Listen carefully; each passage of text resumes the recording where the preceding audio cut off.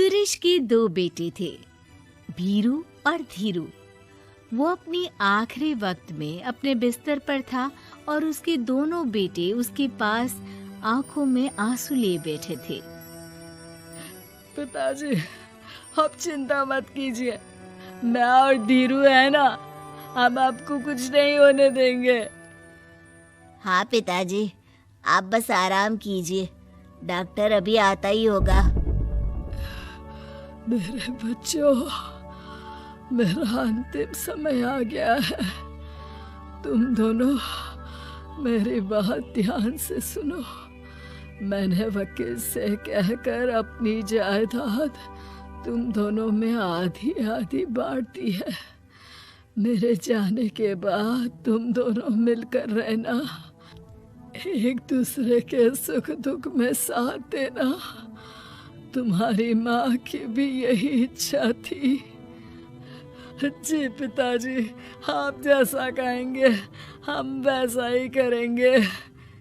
जी पिताजी, आप जैसा कहेंगे हम वैसा ही करेंगे। और सुरेश उन्हें छोड़कर चला जाता है।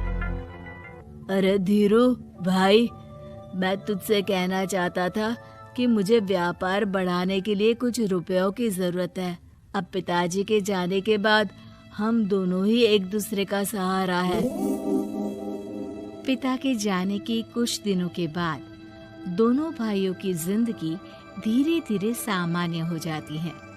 दोनों भाई अब अपना अपना व्यापार संभाल लेते हैं। दोनों एक ही घर में तो रहते हैं, लेकिन अब उनके रिश्ते में पहले जैसी बात नहीं रहती।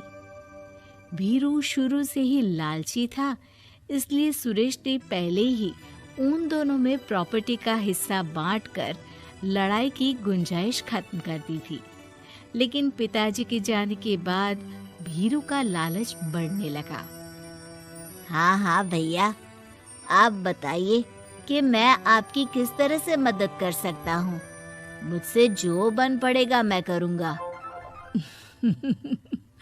अच्छा तो भाई, तू ना मुझे अपनी गाय दे दे।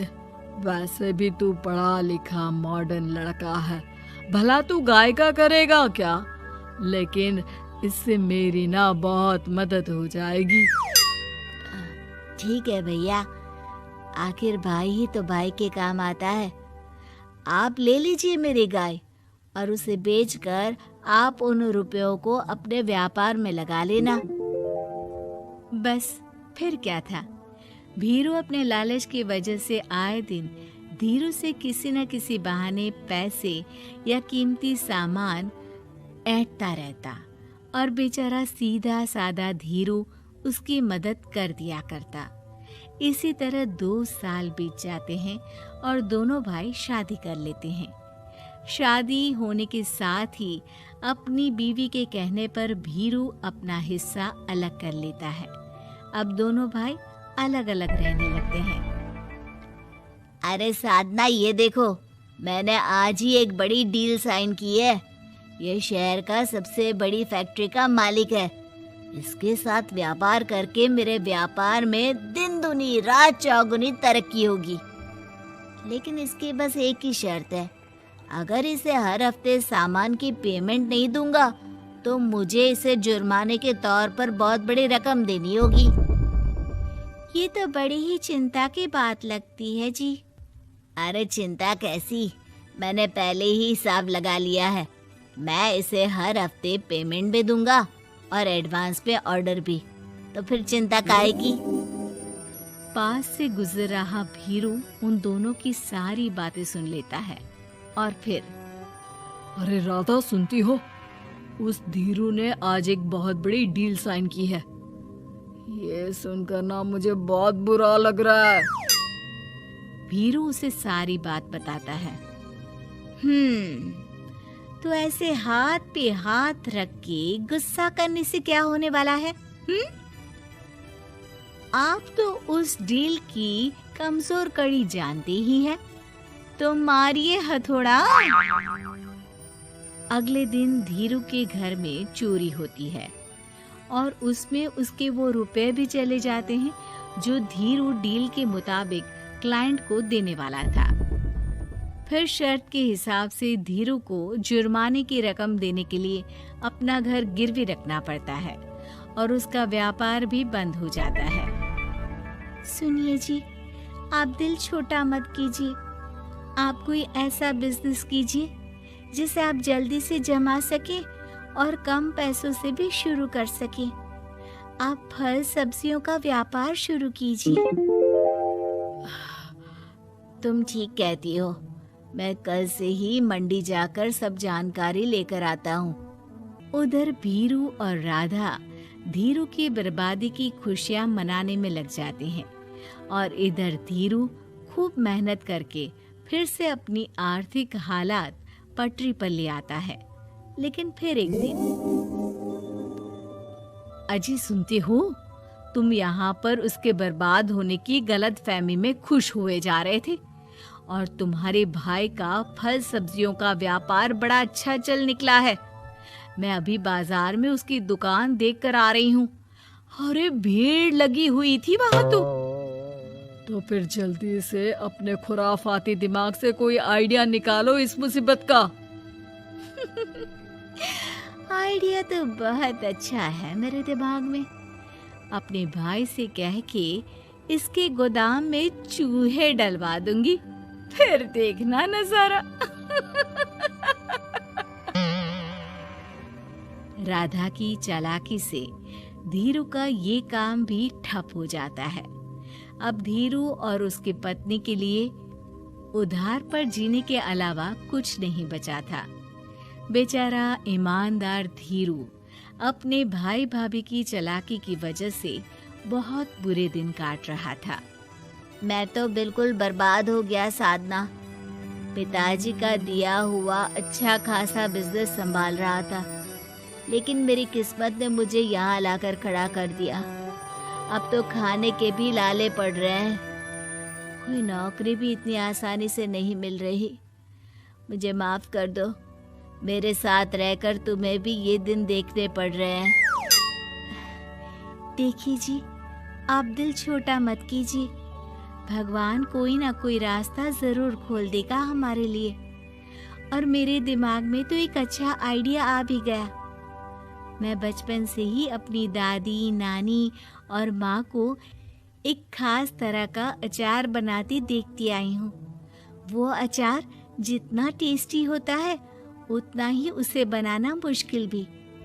लेकिन एक बार बन जाने पर वो जल्दी खराब भी नहीं होता जी।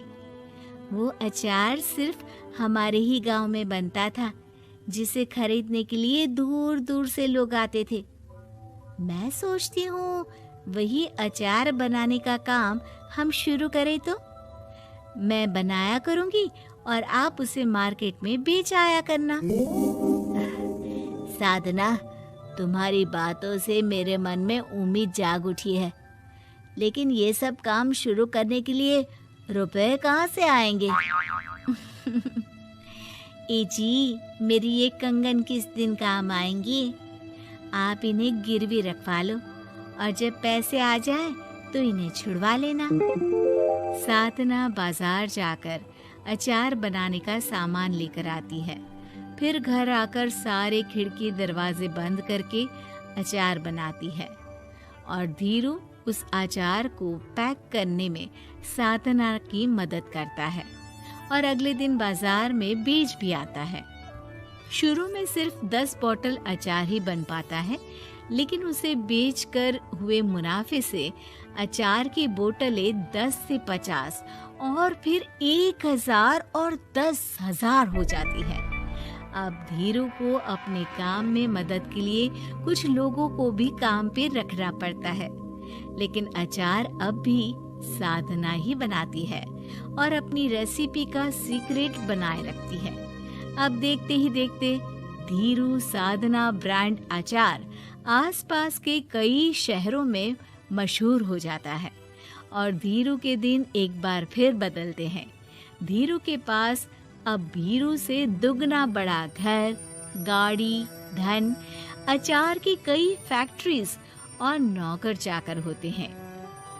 धीरू की इतनी तरक्की देखकर भीरू और राधा बुरी तरह से जल भुन जाते हैं, लेकिन अब उनके खिलाफ उनकी कोई चाल कामयाब नहीं होती। सुनिए जी, मैं ना कहती थी कि आप हिम्मत रखिए, एक दिन भगवान हमारे रास्ते जरूर खोल देगा। और देखिए जी, आज हम कहाँ से कहाँ आ गए। ये सब तुम्हारे फौलाद जैसे मजबूत मन की वजह से हो पाया है साधना, वरना एक समय मैं तो हिम्मत ही हार चुका था। तुमने न सिर्फ मेरा हौसला बढ़ाया, बल्कि बिजनेस में मेरा साथ भी दिया। जहाँ एक तरफ धीरू और साधना अपनी मेहनत और हौसले से बहुत तरक्की कर चुके थे, वहीं दूसरी तरफ भीरू और राधा के लालच और धोखेबाजी की वजह से वो इनकम टैक्स वालों की नजरों में आ चुके थे। भीरू के एक घर पर इनकम टैक्स वालों का छापा पड़ता है और भीरू को काला धन जमा करने के आरोप में जेल जाना पड़ता है।